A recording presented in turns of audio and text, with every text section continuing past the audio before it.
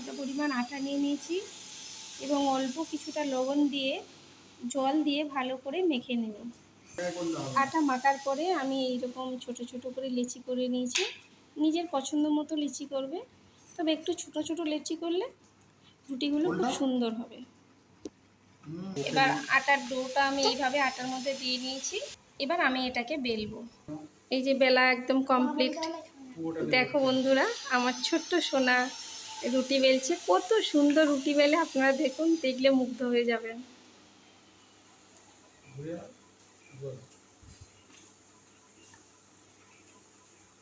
খুব সুন্দর করে গোল রুটি করবে। দেখতে থাকো বন্ধুরা।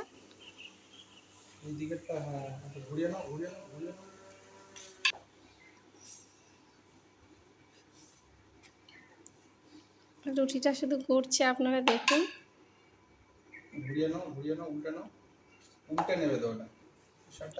একদম রুটি কমপ্লিট হয়ে গেছে।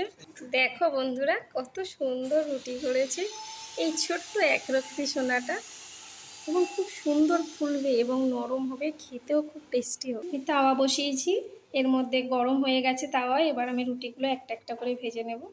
যে রুটিটা ভাজা হচ্ছে, এবার আমি আর একটা পিঠ উল্টে দেব। দেখো কত সুন্দর ফুলছে।